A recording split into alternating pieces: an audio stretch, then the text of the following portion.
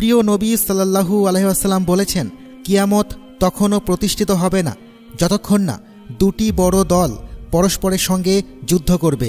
এই দুই দলের মাঝে ভয়াবহ গণহত্যা হবে, অথচ তাদের আহ্বান হবে একটাই।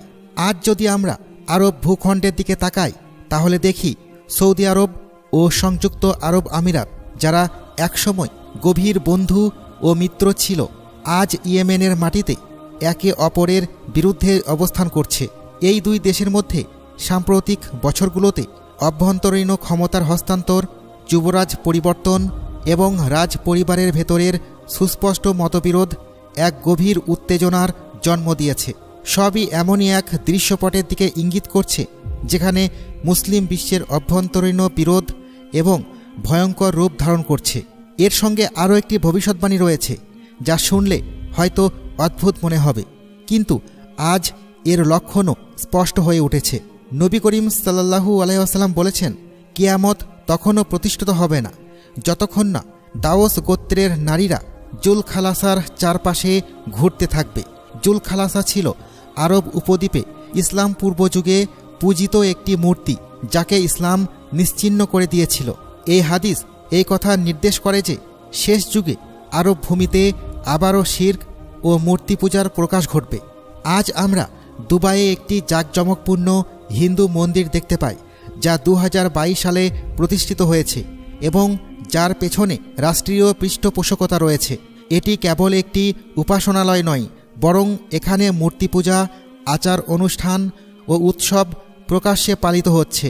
আবুধাবিতে ইব্রাহিম পরিবার ভবন নামে এমন একটি স্থাপনা তৈরি করা হয়েছে যেখানে একটি মসজিদ, একটি গির্জা এবং একটি ইহুদি উপাসনালয় পাশাপাশি রয়েছে। এর পাশাপাশি বৌদ্ধ মন্দির, জৈন মন্দির এবং শিখ গুরুদ্বারও আমিরাতে বিদ্যমান। যে ভূমি থেকে তাওহীদের বার্তা ছড়িয়ে পড়েছিল এবং সেখানে মূর্তিগুলো ভেঙে ফেলা হয়েছিল, আজ সেই একই ভূমিতে আবার মূর্তি স্থাপিত হচ্ছে এবং সেগুলো পূজা করা হচ্ছে। এটি কি সত্যি ধর্মীয় সহনশীলতা, নাকি নবী করিম সাল্লাল্লাহু আলাইহি ওয়াসাল্লামের সেই ভবিষ্যৎবাণীর রূপ? এই প্রশ্ন আমাদের গভীরভাবে ভাবতে বাধ্য করে। বন্ধুরা, এবার আমরা আরেকটি নিদর্শনের দিকে আসি, যা আজকের আরব বিশ্বের সবচেয়ে স্পষ্ট পরিচয়ে পরিণত হয়েছে। নবী করিম সাল্লাল্লাহু আলাইহি ওয়াসাল্লামকে জিজ্ঞাসা করা হয়েছিল, কিয়ামতের নিদর্শন কি? তিনি বলেছিলেন, তোমরা দেখবে খালি পায়ে অর্ধনগ্ন দরিদ্র ছাগল চড়ানো মানুষেরা উঁচু উঁচু ভবন নির্মাণে একে অপরের সঙ্গে গর্বের প্রতিযোগিতা করবে। এই হাদিস আজকের উপসাগরীয় রাষ্ট্রগুলোর একেবারে হুবহু চিত্র তুলে ধরেছে। দুবাইয়ে বুর্জ খলিফা, জেদ্দায় নির্মাণাধীন জেদ্দা টাওয়ার, যা 1 কিলোমিটারেরও বেশি উঁচু হবে। নিয়ম প্রকল্পের অন্তর্গত 170 কিলোমিটার দীর্ঘ নগরী দ্য লাইন, যার দেওয়াল হবে 500 মিটার উঁচু। এসব কি? কয়েক দশক আগেও এই মানুষগুলো মরুভূমিতে তাঁবু খাটিয়ে বাস করত, উট ও ছাগল চড়াত। আজ তারা বিশ্বের সবচেয়ে উঁচু ও ব্যয়বহুল স্থাপনা নির্মাণ করেছে এবং একে অপরকে ছাড়িয়ে যাওয়ার প্রতিযোগিতায় লিপ্ত। এটি কেবল ভবনের প্রতিযোগিতা নয়, এটি ক্ষমতা, সম্পদ ও প্রভাবের প্রতিযোগিতা। এটি কি নিছক উন্নয়ন, নাকি সেই নিদর্শনই যার ব্যাপারে নবী সাল্লাল্লাহু আলাইহি ওয়াসাল্লাম 1400 বছর আগে সতর্ক করে গেছেন? এই সাদৃশ্য এতটাই স্পষ্ট যে উপেক্ষা করা কঠিন। দর্শকবৃন্দ, আরও একটি বিস্ময়কর ভবিষ্যৎবাণী আজ আমাদের চোখের সামনে বাস্তবে পরিণত হচ্ছে।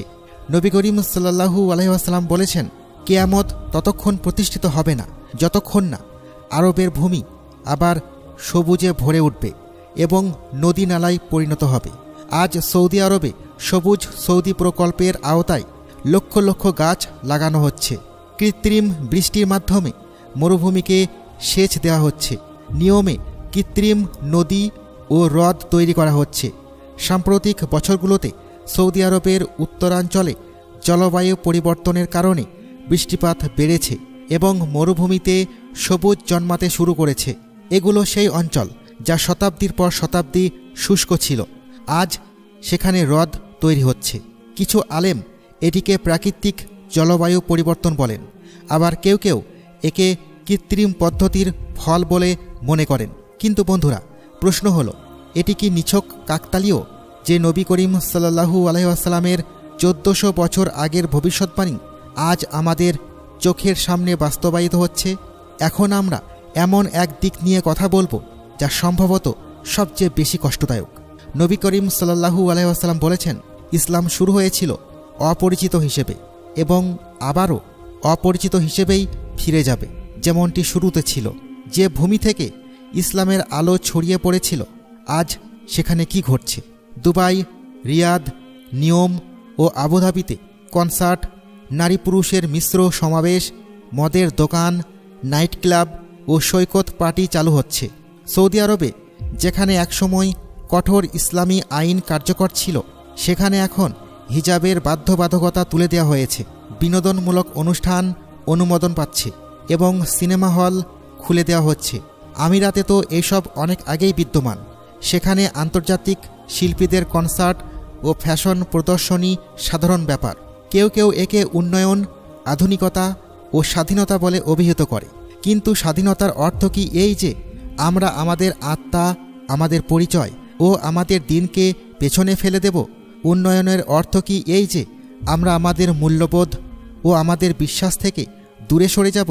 যখন ইসলামের কেন্দ্র মক্কা ও মদিনার অধিপতির দেশেই দিনকে পেছনে ঠেলে দেওয়া হয়, তখন কি এটি সেই অপরিচিত হয়ে যাওয়ার ইঙ্গিত নয় যার কথা নবী করিম সাল্লাল্লাহু আলাইহি ওয়াসাল্লাম বলেছেন?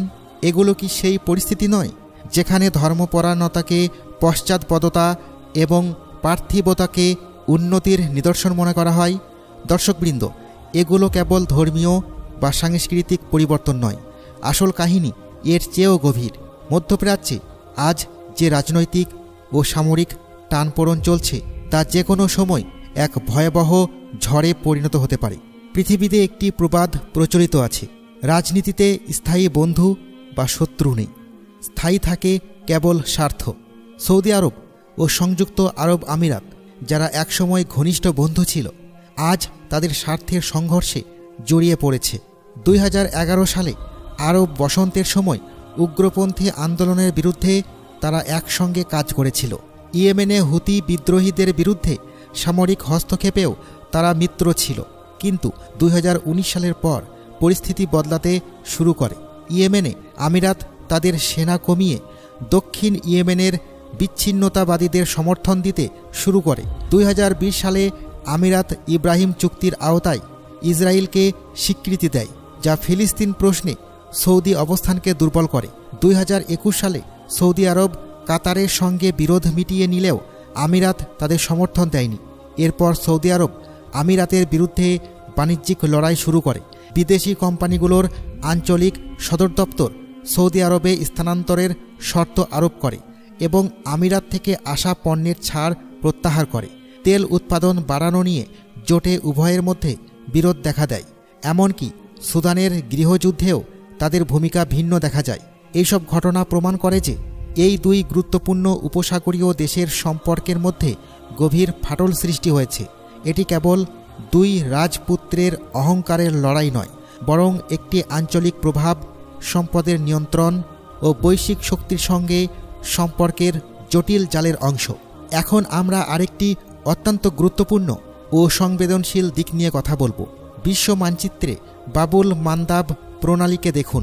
এটি লোহিত সাগরকে আদেন উপসাগরের সঙ্গে যুক্ত করে এবং বৈশ্বিক বাণিজ্যের এক অত্যন্ত গুরুত্বপূর্ণ পথ। ইসরায়েল চায় এই সামুদ্রিক পথে পূর্ণ নিয়ন্ত্রণ প্রতিষ্ঠা করতে, যাতে হুতিদের মতো কোনো পক্ষের হামলা থেকে নিরাপদ থাকা যায়। যখন আমরা দেখি যে রাসূলুল্লাহ সাল্লাল্লাহু আলাইহি ওয়াসাল্লামের এই সমস্ত ভবিষ্যৎবাণী আজ আমাদের চোখের সামনে বাস্তবে রূপ নিচ্ছে, তখন আমাদের ভাবা উচিত আমাদের দায়িত্ব কী।